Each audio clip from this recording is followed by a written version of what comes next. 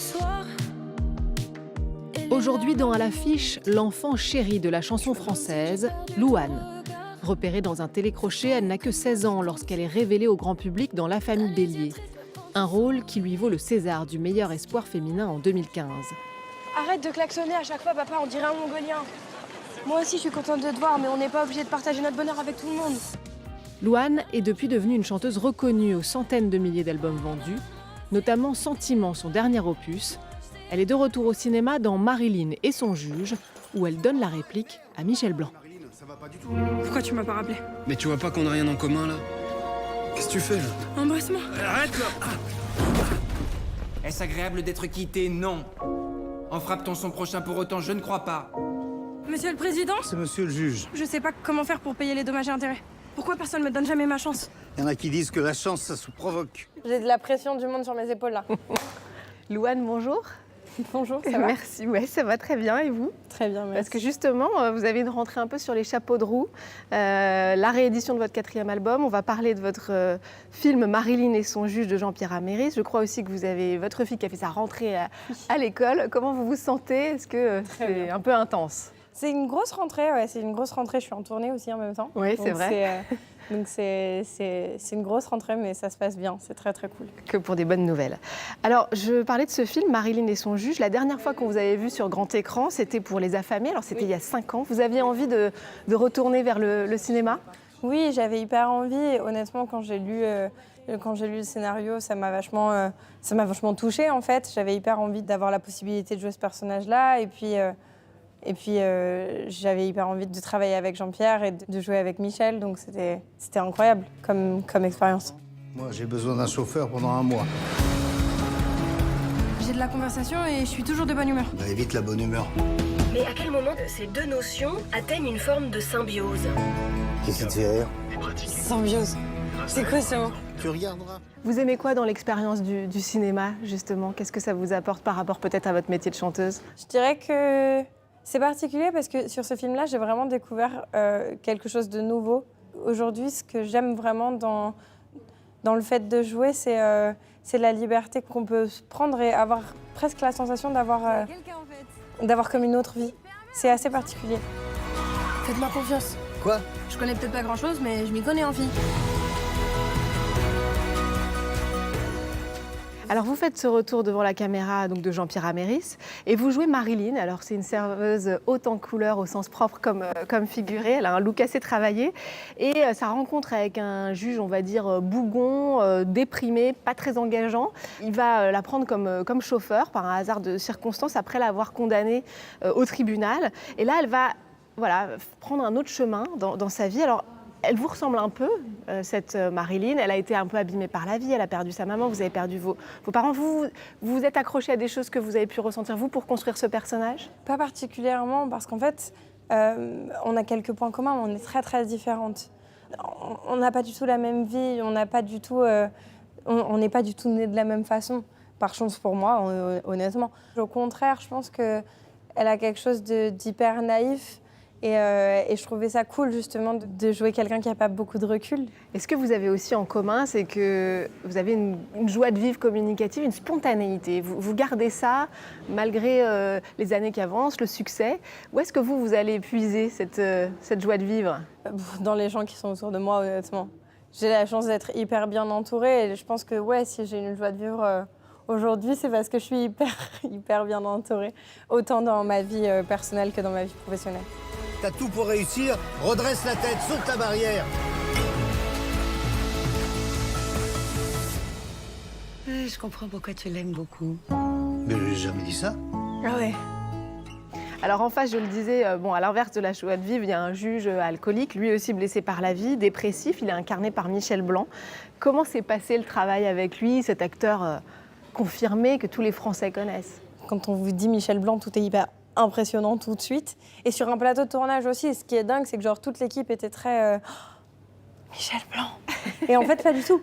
Pas du tout. Il casse ça en 2 minutes et c'était hyper fun. C'était hyper fun. Il est incroyable. Par contre, ce que ça fait dans le travail, c'est une énorme claque. Parce que je me suis jamais retrouvée face à quelqu'un d'aussi aussi impressionnant dans le cinéma. C'était magnifique. C'était magique. Il m'a énormément appris et il m'a donné envie de tourner plus. Avec Jean-Pierre, ils m'ont énormément donné envie de faire plus de cinéma. Bon, Ce bah, qui n'était pas quelque chose que j'imaginais particulièrement. Bon, on vous le souhaite en tout cas. Alors le message du film, c'est aussi qu'on peut se dégager de ce qu'on appelle le déterminisme social, puisque Marilyn, voilà, elle croit pas. Il y a un peu de fatalisme au début. Elle est chez hyper fataliste. C'est dans ça où on est hyper différente. Elle a quelque chose de... elle se laisse porter. De toute façon, c'est comme ça sa vie.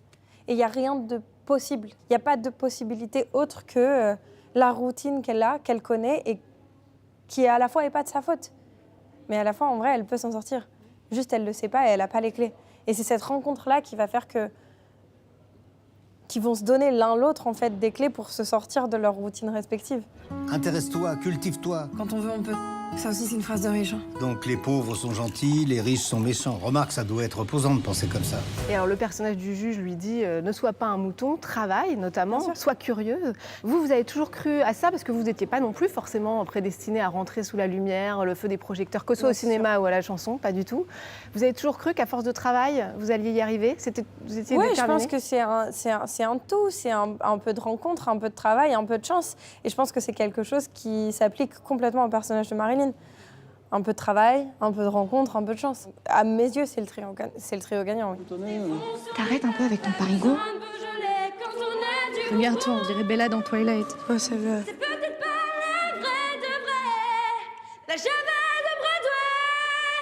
Alors vos débuts au cinéma, c'était il y a presque 10 ans, Ouais, dans 10 la ans. famille Bélier, ça passe vite. Hein.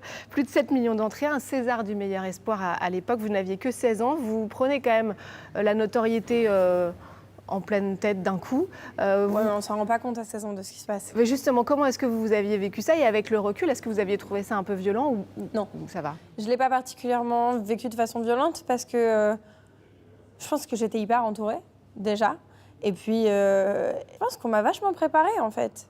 Alors, ils ne s'attendaient pas à 7 millions, on s'entend, mais ils sentaient qu'il y avait quelque chose de particulier sur le film et ils me l'ont dit, en fait, beaucoup. Et c'est vrai que bon, ma vie a changé en clairement 4 mois et demi. Ce qui est violent, c'est après.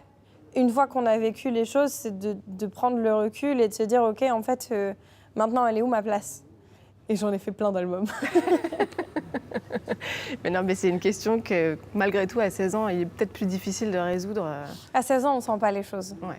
En tout cas, moi, à 16 ans, je dis ça, c'est pas vrai. En vrai, il y a des gens qui ressentent les choses, donc c'est très personnel. Mais moi, à 16 ans, j'ai pas ressenti les choses.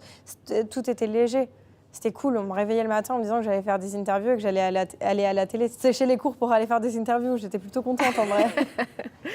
Alors en tout cas, 10 ans plus tard, vous avez 4 albums, tous certifiés disques de platine ou de diamant, plusieurs films à votre actif, un César, donc je l'ai dit, un enfant aussi. Vous aimez que la vie aille vite, Louane? Alors c'est vrai que, vu sous cet angle, c'est vrai que c'était assez rapide. Non, je pense que j'aime la vie, vraiment, et que j'aime la vivre intensément, c'est sûr. Je suis bien maintenant, je suis bien dans ma vie, je suis bien dans mes baskets, je suis bien dans ma famille, je suis bien dans mon travail, je touche du bois, j'aimerais bien que ça reste comme ça. Alors votre actualité, c'est aussi la réédition de ce 4e album, Sentiment, 12 titres supplémentaires. On retrouve aussi ce single magnifique, Secret, qui est déjà certifié single de diamant, une chanson dédiée à votre fille, vous adressez directement à elle, mais surtout vous dites cette phrase « J'ai toujours eu un peu de mal à m'aimer ». Je te confie mon plus gros secret. J'ai toujours eu un peu de mal à m'aimer. Et j'apprends tous les jours à te devenir douce. Je crois que j'ai pas fait le tour, j'attends que ça pousse. Je vais te confier mon plus gros secret. J'ai toujours eu un peu de mal à m'aimer.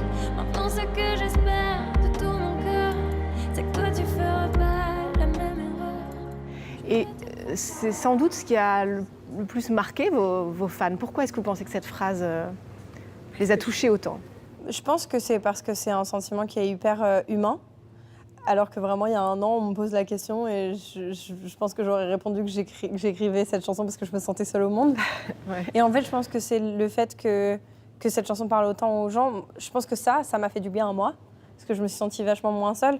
Et oui, malheureusement, je pense que si cette chanson, elle parle aux gens, c'est parce que c'est un sentiment hyper humain, malheureusement, parce que c'est trop commun. Et vous avez aussi notamment parlé de harcèlement scolaire que vous avez subi, vous, plus jeune, pendant que vous étiez à l'école. C'est vrai que c'est une problématique qui est de plus en plus d'actualité. Bien sûr. On le voit là, le gouvernement doit développer un plan pour lutter contre ça. C'était important, et heureusement évidemment, c'était important pour vous de prendre la parole, peut-être pour sensibiliser à cette question ou... Le jour où j'ai commencé à parler de harcèlement scolaire, c'est quand j'ai écrit la lettre pour Origine Média. Et en fait, ensuite, de fil en aiguille, parce que j'en ai parlé dans cette lettre, on m'en a plus parlé, mais j'avoue, j'ai pas particulièrement réfléchi à ce que ça pouvait faire. Oui, aujourd'hui, pour moi, c'est important de mettre en lumière le fait que le harcèlement scolaire, ça peut briser des gens.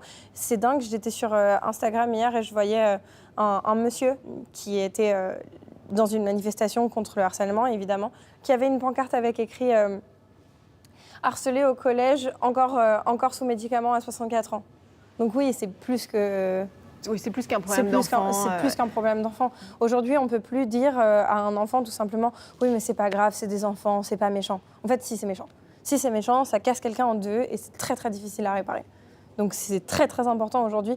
Et c'est génial parce que, en fait, les choses sont en train d'être mises en lumière et les choses sont en train de changer. Et c'est hyper important de comprendre qu'en fait, le harcèlement scolaire, déjà, malheureusement, aujourd'hui, il ne s'arrête plus juste à la maison. Mais ça ne peut pas continuer comme ça.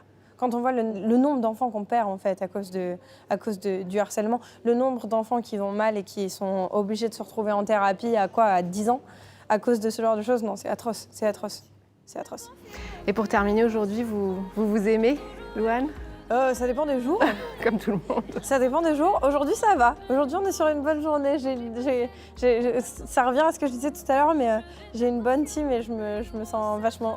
C'est con, mais quand on est avec des gens avec qui on se sent bien, c'est plus facile de bien s'aimer. Merci beaucoup, Louane, et Merci. bravo pour le film. Merci beaucoup. Je vais te confier mon plus gros secret.